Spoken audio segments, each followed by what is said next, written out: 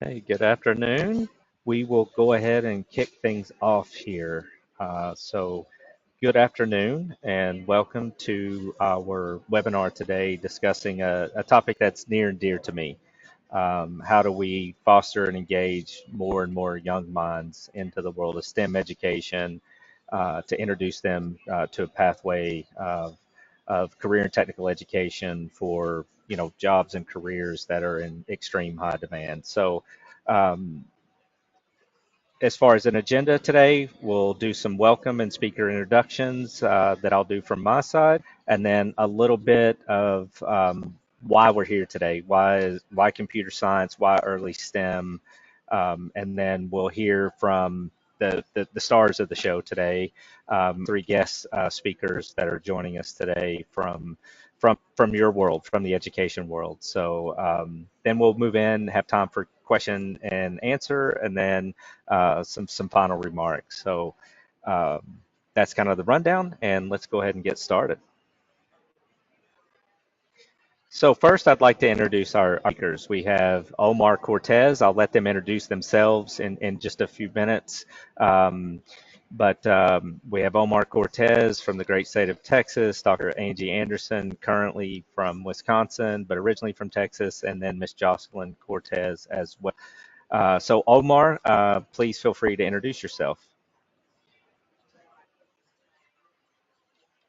Hello, everyone. I am Omar Cortez. I am a robotics teacher and I also teach drones here in Dallas, Texas. Our campus is a small, talented, and gifted campus in a pocket called Pleasant Grove. I've been teaching robotics now for 5 years and coaching it for about six. And I did. I am an author for a book called Meshed Gears. It's a short novel about our experience here in our campus during the COVID situation. And I've been using Coder Z in my classroom as a supplement, and we'll get a little bit more into that a bit later. And this is my colleague, Miss Jocelyn Cortez. Hello, I'm Jocelyn Cortez. I teach seventh grade honor science and the intro to programming course for our sixth graders here with Mr. Cortez at the School for the Talented and Gifted in Pleasant Grove. This is my first year teaching intro to programming, so I was really excited to see how we can push STEM into our students and here at our school. Great. Thank you very much. Dr. Anderson. Hello, I'm Angie Anderson, and I am the founder of the Kenosha School of Technology Enhanced Curriculum. So if you can't picture where Kenosha is, just think of Lake Michigan, and in between Chicago and Milwaukee, there's a beautiful city right on that lake, and that's where our school is. In 2006, my best friend and I had an idea of how could we use technology to engage kids in learning. We were middle school teachers, and now remember, this is 2006. The BlackBerry's the big technology, but we knew we were starting to lose some of our middle school students in that engagement. But when we could give them hands-on or technology-based experiences, then we could keep them learning math and science and social studies and English and all of those other skills. So I'm happy to be with you this afternoon. Great. Thank you very much. And thank you, all three of you. Thank you so much for being with us today and presenting on this topic. As I mentioned, it's very near and dear to me. I've been working in technical education now for over 20 years, and it's become not only my career, but my life's passion. So thank you for what you do in the classroom every day. But let's talk a little bit about, why we're here today and why is computer science essential. Um, Oh my goodness, my screen just went totally. There we go. So my name is Tony Oren. I'm have the privilege of being the CEO of IntelliTech, which Coder Z is a part of, and I'm thrilled to be here today to share why engaging young minds in STEM is, a cause that we as a company are really passionate about, as well as myself on a personal level. First off, fostering a growth mindset, game-based learning, it's absolutely essential. Studies have shown that adaptive gamification can increase student engagement by up to 25%. By immersing these students in an interactive, stimulating activities, we build resilience and spark a lifelong love for problem solving. This approach not only makes learning fun, but it also prepares students to interact and to face challenges head on and foster um, critical thinking, which is a crucial skill, for their future. Secondly, we believe in preparing our students for in-demand, high-paying careers. By 2039, it's estimated that 70%, I repeat, 70% of jobs require STEM graduates. As technology continues to evolve at a very rapid pace, it's imperative that we equip our students with the skills and knowledge needed to thrive in these new careers and industries and job markets. This preparation ensures that that ensures they are ready to seize opportunities of tomorrow and be prepared. Lastly, STEM education plays a vital role in preparing students to lead fulfilling lives in an ever advancing technology enabled society. However, we must also be mindful of the challenges, right?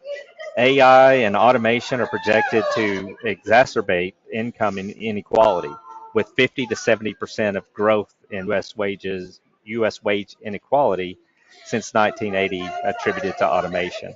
Our work isn't just about creating future tech experts, it's about nurturing well rounded individuals who think critically, create innovatively, and adapt to the dynamic world around them. That is why we're so passionate about computer science curriculum at Coder Z. Together, we can inspire and empower the next generation to achieve great things. So, with that, I would like to hand the floor over to Dr. Andy.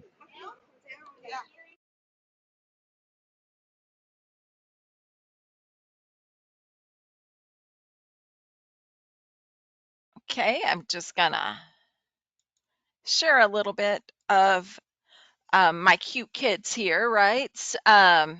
Because that's what educators always want to share. Can you see my screen? Okay. Um, so, like I said, we started with an elementary middle school in 2007.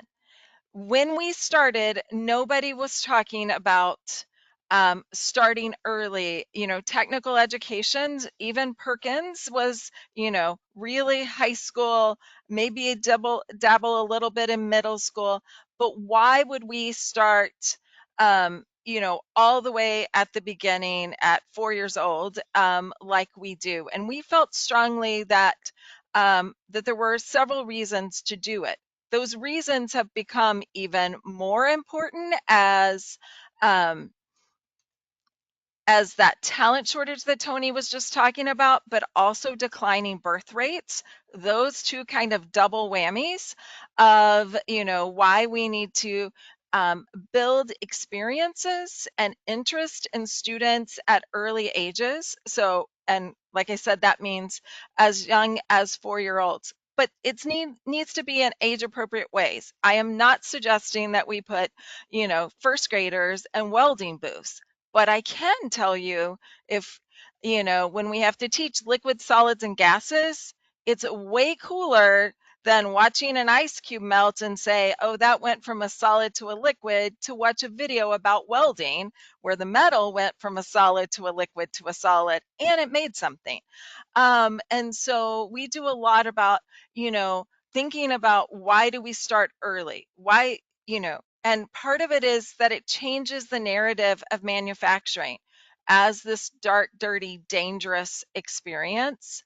Um, because my students, as young as 11 years old, when they start looking at manufacturing, they're looking at, a piece of equipment that's moving like an assembly line, that's making connections for them that isn't dark or dirty. It's about robotics. It's about computer programming. It's about all the things that Coder Z and IntelliTech are looking at.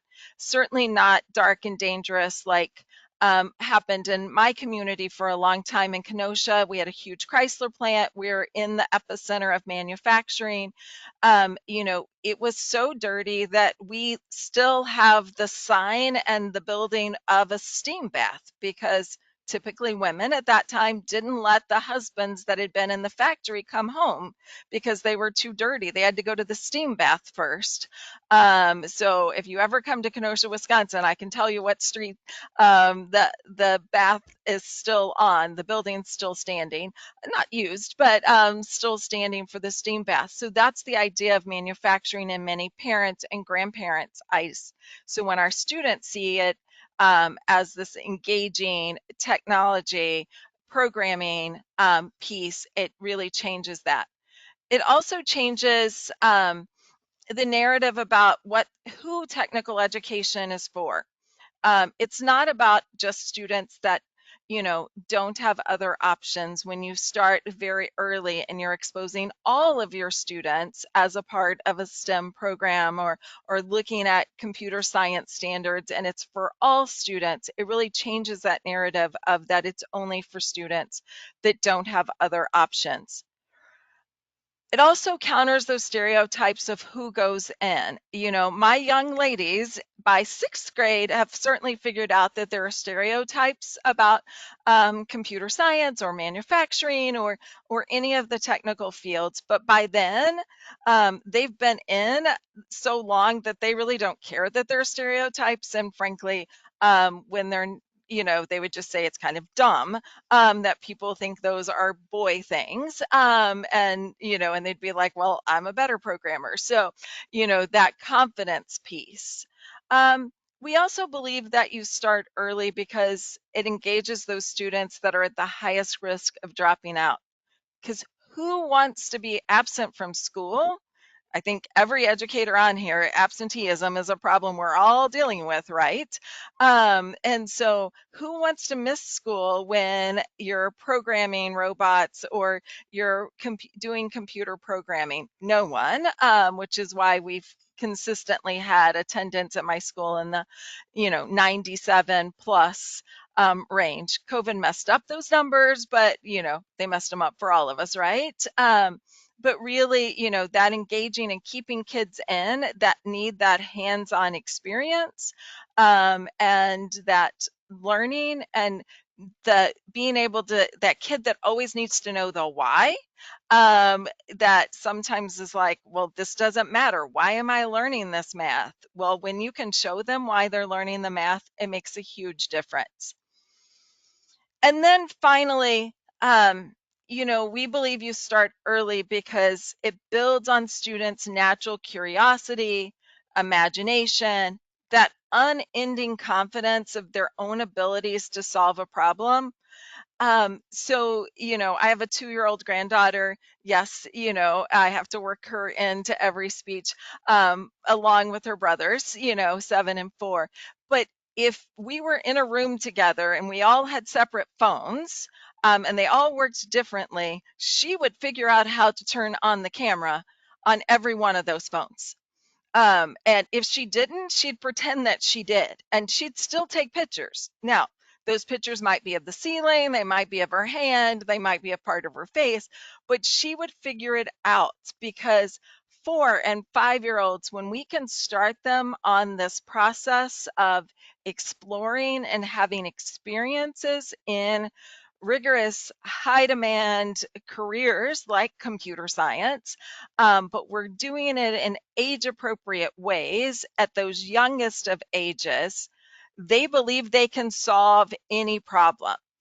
And so, that's a really important piece of what we do, is to really, have that idea of letting students be those problem solvers, and be able to make those decisions about, and think about careers and what do I like and what am I interested in. Not by any means are we saying, hey, do you know what you want to be when you grow up when you're 4? But the idea that they start to figure out, like, oh, computer programming is a thing. It's a thing in manufacturing. It's a thing in, pretty much every career and area around. Snap-on Tools is one of our good partners. If you haven't done diagnostics on a school, on a car, in school lately and seen what that looks like, it's all about data analytics. It's all about computer programming. Now, the technician might be reading it, but somebody made that diagnostic tool that knew how to read all of those codes that came and those pieces. So for students to understand that computer science and technical education is a part of everything they do, is a really important piece. So I'm going to figure out how to stop sharing my screen here for just a second.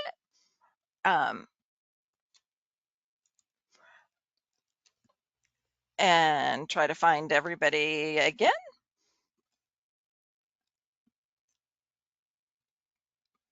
There we go. So that's really why we feel so strongly that you have to start early.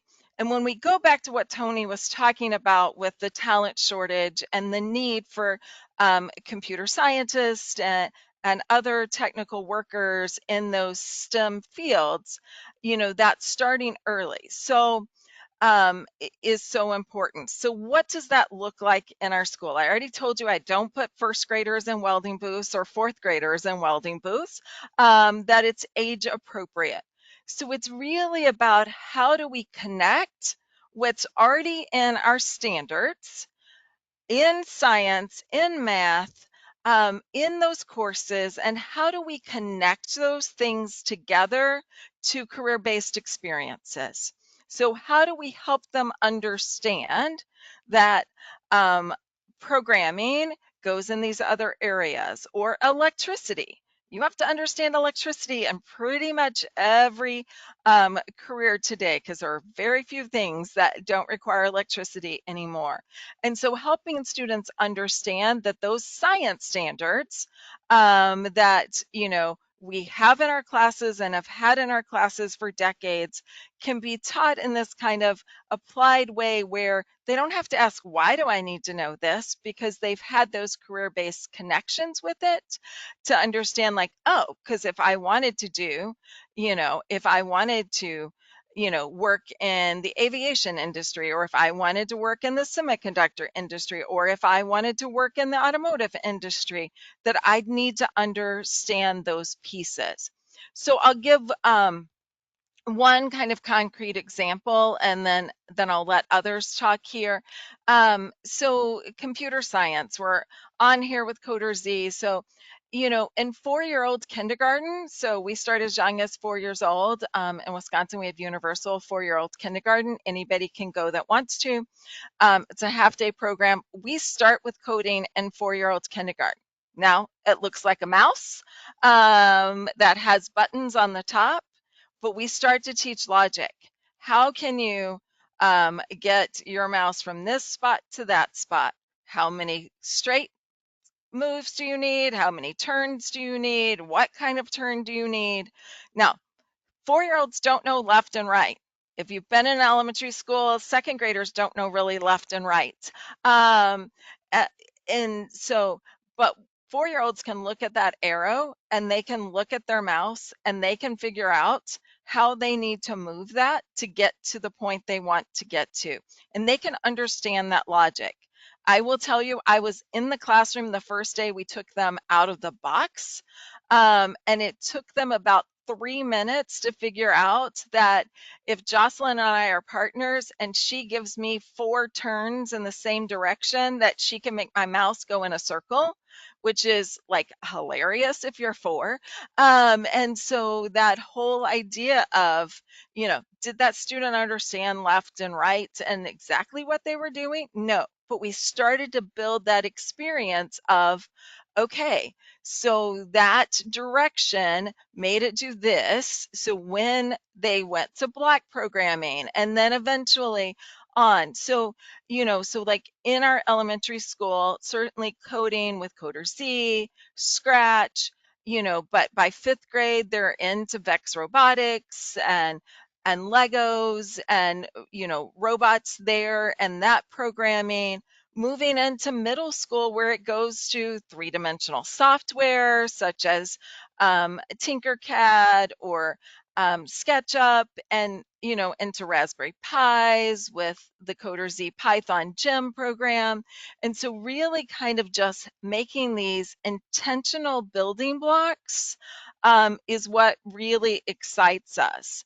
And so the last thing I'll say here is that when we look at the declining birth rates and we look at those talent shortages, to take us back to what Tony was saying, one of my good friends at post-secondary says, the last time you checked, it takes 20-year-olds to make a 20-year-old. And so the generation of workers are setting in our K-12 schools, 10 years from those 10-year workers are setting in our middle schools and upper elementary schools. And so thinking about how can we build that intentional career-based learning pieces for them is really my passion and what we do at K-Tech. So thank you. Thank you, Angie. Really appreciate, as always, your insights. And yeah, I mean, you hit on a couple of key points there. And I know you've heard me talk about this before, but when we look at this skills gap in advanced manufacturing right now, the numbers keep fluctuating, but it's somewhere 2.1 to 2.6 million unfilled jobs by 2030. And primarily workforce development is viewed as being created. The workforce is being created at the 2-year college market. Well, there's 1,200 2-year colleges in this country. So if all 1,200 can magically somehow turn out an additional one workers, then we're still looking at a massive shortfall. Well, there's 30,000 high schools. Okay, they all turn out 100, and high schools are doing more workforce development now. But again, the pipeline of students seeking CTE, even at those 30,000 high schools, still cannot solve that skills gap. But there's 90,000 K through 8 schools. So if we can start with the 90,000 K through 8 schools and we can engage 10, 20, 30 additional kids per year into this STEM and CTE pathway, now we're making an exponential difference in the workforce, as you said, 10 years from now. And you know, I'm I'm getting older now. My daughter is now 26, and time seems to go by faster and faster every year. 2030 is right around the corner, um, which is quite scary. So we really need to start now, and as you have done for years, and as our next two presenters are doing as well. So I'd like to hand the floor now to Omar and Jocelyn to talk about what they're doing in their classroom to address the important topic. Hello, everyone.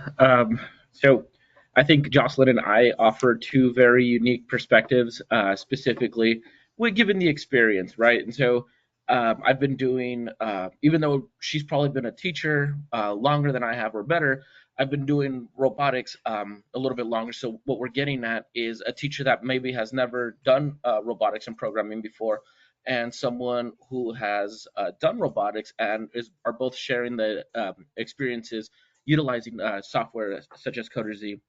And there's a couple things that I really wanted to tack on. First of all, with what Tony was saying about the game-based learning and the student buy-in. Um, Absolutely, I agree with everything he was saying about the kids buying in with that.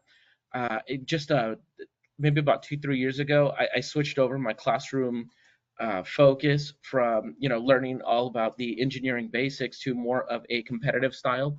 And everything in my classroom, although may not be game based, it is competitive. So when we're learning about gear ratios and we're doing things like tug of war or sumo wrestling with our robots, or just everything, and I do in my classroom does that because it actually ends up giving them a sense of pride, and students have a sense of pride as they want to win these competitions. And then to them it's also a game. So even though it's not video game based learning, it's definitely that game based, which helps them out. And I've seen the same thing with the Coder Z, specifically when there's those competition based platforms and they have the scoreboards to go along with it. um, Another one that I really wanted to talk about was like the resilience that it builds. amongst these kids. It kind of forces them to become these contrarian thinkers as they start stumping these challenges, and they have to think outside of the box to solve these challenges that or problems that are presented to them through the software. Um, but a lot of the talk about the workforce that I've heard has been in the lack of jobs, or not lack of jobs. There's an excessive amount of jobs and lack of people to fill these jobs in the computer science department. And one thing that I think gets overlooked very often with robotics and even programming is the soft skills that are learned and the personable skills that are learned that are transferable to multiple jobs. And I don't want to take up too much time, but I just want to talk about how students face these problems, and now they're forced to become resilient. They're forced to think. They're forced to sometimes work even in teams and cooperatively to get through these problems. And again, those are all soft skills that they're learning in life. And just through robotics in my class, I've seen kids be able to find their voice and learn to speak because of it. And now they're self advocates of themselves, right? And so it's more than just like the workforce states on programming jobs and so on that they're learning through these programming apps and software, right? So they're having fun, they're learning programming, but the transferable skills are go even beyond that. And so I really think it's very remarkable how much they are. And I think one of the other keynotes that I wanted to talk about was just the cross curricular aspect in the short time that I've been using Coder which has been like the students learning about forces, their balanced, unbalanced forces, and the different forces. They're learning physics in my class, and they're learning math through these angles, and all those things are actually being touched upon in their other classes at the same time. So again, we're reinforcing their learning from other classes in ours through the programming. Now, aside from the programming itself, one of the biggest experiences I've had is the fact that I teach 5 different curriculums right now, right? So I teach like 3 different levels of robotics. I teach a drones class, and I'm teaching an advanced programming class. And so, along with that duty as an educator comes the planning for these things. And so, I really just wanted to share about how resourceful Coder Z has been as a teacher that was kind of like already, we have 1 hour of planning, and I have to, in that 1 hour, I need to plan for those 5 different curriculums. And I just wanted to, really talk about how grateful I am of the actual resources that are available with Coder that have allowed me to kind of look at those and use them and access them, which I think will lead me on to Ms. Cortez, who I believe would also agree with me as someone who hasn't taught programming and was kind of just tossed into this. And even though, her and I meet briefly, I think now she can share with you, the simplicity, the ease of use, and the other side of things. Yeah, so thank you. Welcome, everyone. Thank you for being here. Like Mr. Cortez said, this is my first year teaching intro to programming. So I have taught science before. I'm 7th grade honors science teacher. This is my 3rd year. But being my first year teaching this course, I was a little nervous, and I shared that with Mr. Cortez at the beginning of the year because I didn't have a lot of experience with programming. So at the beginning of the year, Mr. Cortez and I met, and he told me about Coder Z. And so when we got into Coder Z, I mean, it's just been a game changer. It's been so easy to implement, and it breaks down everything for teachers who are new to any topic like this. So truly, I truly thank Coder Z so much. It made my life so much easier, especially starting this year teaching the intro to programming course here. Um, but like I mentioned, it's very easy to implement. There's slides where you can break down with the students the missions that they do. It's called missions, so coding, programming. Right now, I actually have a class of 25. They're in here, they're quietly working. So it could be either student-led or teacher-led. So you have that ability to choose how you want to do it. And one thing that Mr. Cortez and I spoke about in the beginning of the year is that we wanted to increase the rigor in courses like this, like the Intro to Programming course. And we really think that Coder Z has helped us do that. We have a lot of students who are very interested in coding and programming and robotics. So some of them already come in with that knowledge of maybe Scratch. And so they shared that at the beginning of the year, and we see that students who already have that love for programming and coding we're pushing that rigor with Coder Z. So that's something that was a goal for us at the beginning of the year, is to push the rigor, and we feel like Codercy has definitely helped us with that goal. One other way that I wanted to share that Codercy has pushed rigor is, I'm going to hide my students' names, but this is a project from Codercy that we just finished. So we went through the entire process together. They were really excited to share the robots that they built. So they had to design a robot, and we went through the entire process of that Codercy provided, of creating an initial design, um, getting feedback from each other, accessibility features, and then at the very end, creating one final design. So we actually just finished this project in presentations, and they were very excited to share their work. But that's just one of the ways that Codercy has really pushed the rigor here at our school. So thank you again. It's been very nice to use it. I see the excitement in these kids' faces when we get to when we're using the program together, and I feel like a lot of our students feel much more confident using with programming, especially some of my girls who, again, like Dr. Angela Anderson mentioned, they're so stereotypes. But I feel like even with our girls, they feel more confident, which is always a goal. Thank you, Jocelyn, and thank you, Omar. I really appreciate not only the cons that you said about Coder Z, but just hearing your experience of how it's engaging students and increasing rigor. And, you both kind of touched on kind of this cross-disciplinary a topic as well. And one of the things we've seen across the board is not only these kids thriving in the environment of Coder Z and they're engaged, but we're making so many other topics applicable through the platform. You mentioned geometry and math and physics, Omar, but we also have the whole language arts and reinforcing vocabulary and building their vocabulary.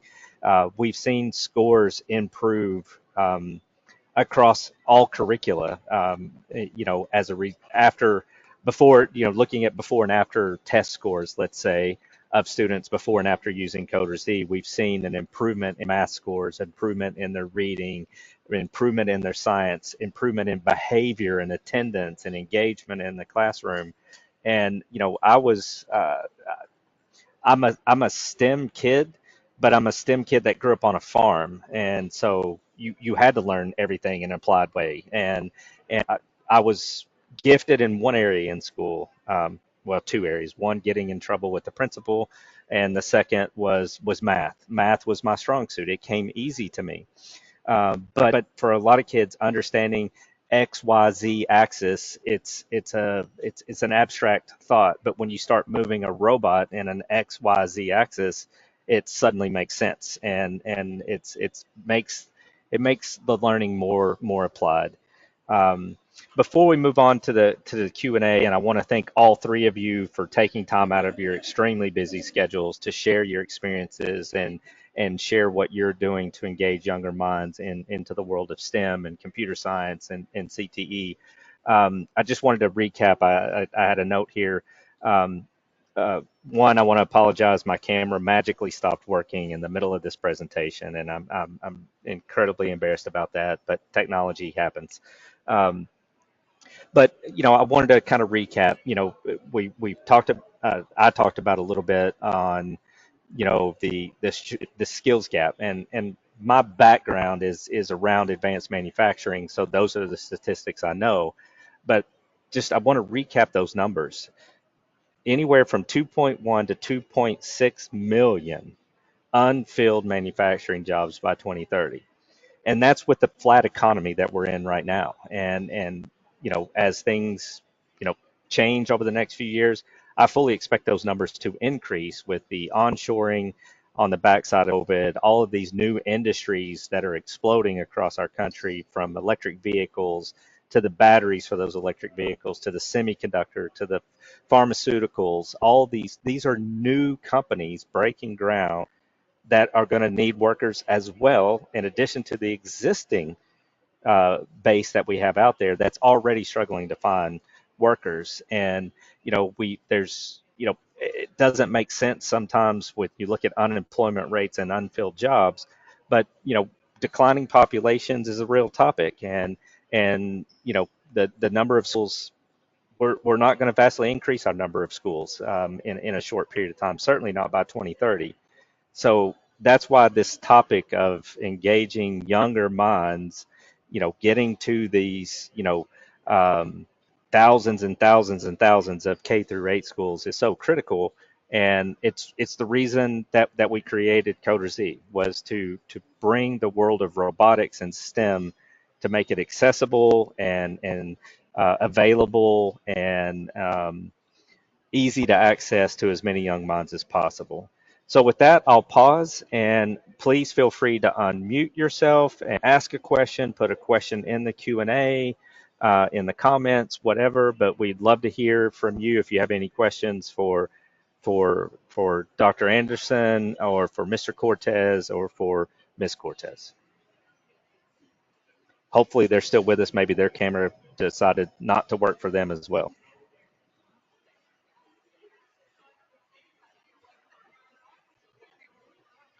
Angie, while we're waiting to see if anybody has any questions, did you have anything you wanted to follow up after hearing from Jocelyn and Omar? I mean, the one thing I would follow up with is, as they were talking, I was thinking about, right now, the US Navy just gave a big contract to our local technical college around welders and electrician, because the civilian contractors can't make enough ships because they don't have enough technical workers. So, this work around technical education and computer science is certainly a part of that. Is, not just about, jobs in our cities, but it's also about national security jobs. And it's going to take all of us working together. A lot of what we do at KTech is around our partnerships, whether it's partners like Coder Z, or local companies, and really building that partnership where we're all moving in the same direction, as is Case 12 and our post secondary, as well as our industry partners, to kind of begin to solve that talent shortage, community by community. Great. Thank you, Angie. Really appreciate that. Again, we still have some time here. We'll stay on to see if any questions come in. But while we're waiting on questions, I want to thank the audience for taking time out of your day to join this webinar today. We certainly hope you found something insightful, something that you can take away, to continue this journey, this mission of engaging young minds in the world of STEM. If you have any other questions, please, feel free to email us, contact us afterwards. Graham, to answer your question, no, I'm not seeing the questions on my screen. So if there are questions, you feel free to share those now. Yeah, I'm gonna jump in, and I'm gonna skip one because I think Omar and Jocelyn unfortunately got disconnected.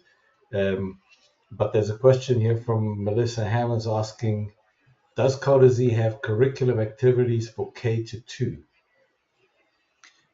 That is a great question, and one at the moment I would have to say yes and no. So our curriculum is completely aligned to TEAC standards and to other state standards starting at grade 3.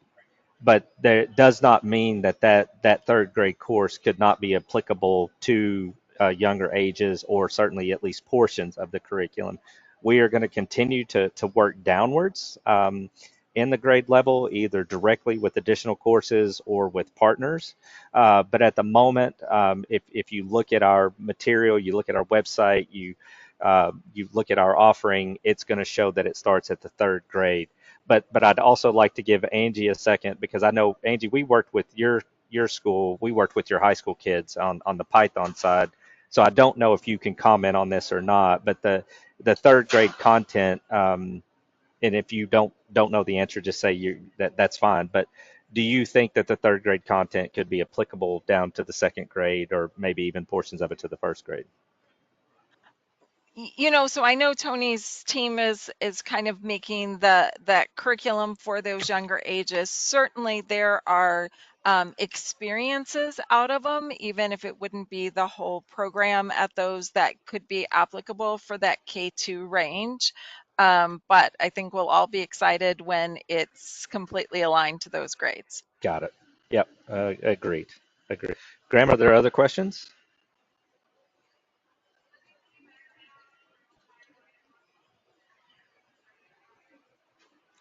Graham, if you're speaking, on mute. Sorry, Angie.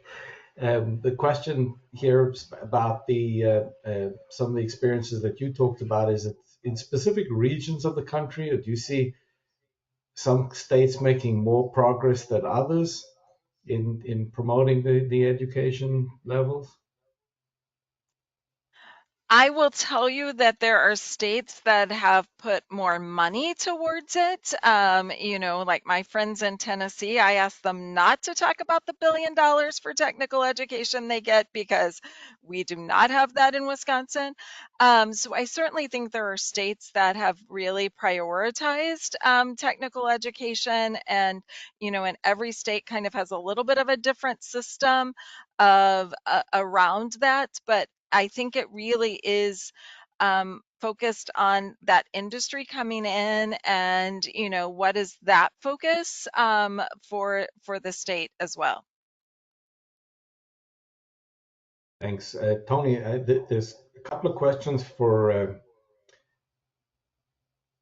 Omar and Jocelyn, but unfortunately they dropped off. Do you know the sizes of the classes that they're engaging in their program?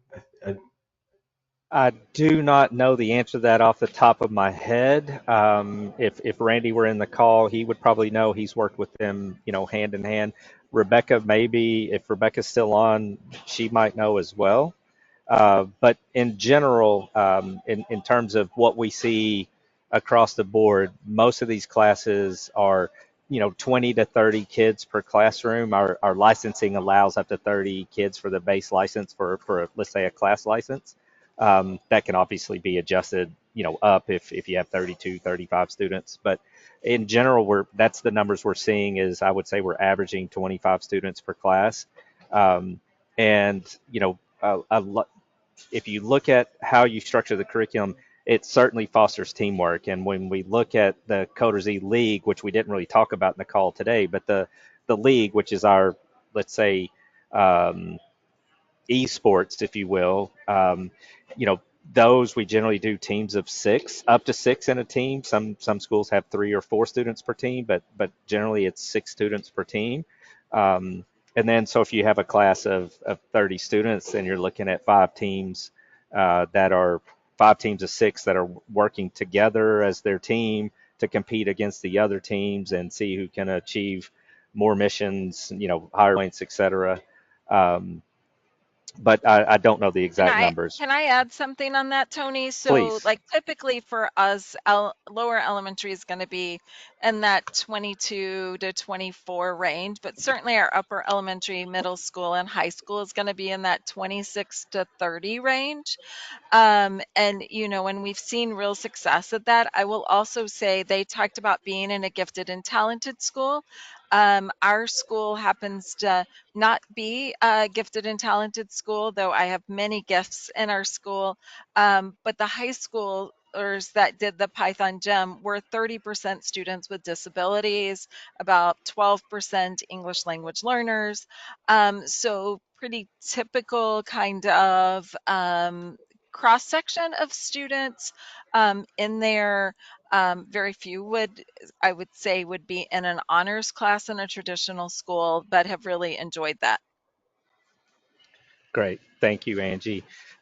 So I realize we have reached our time that we set for the webinar today. So I want to again thank all 3 of our presenters. I want to thank my team and the back end for organizing all of this and getting the invites out. But thank you most of all to all of you that attended today. The session will be recorded. We'll get a link to that so you could share it with others, go back and revisit. But as I mentioned before, if you think of a question that you didn't have time um, to ask today or just didn't think of it, please feel free to reach out at any time. In the meantime, thank you for what you do in your classrooms every day and for our students out there. And we wish you a wonderful afternoon and a very successful fall semester. Thank you so much.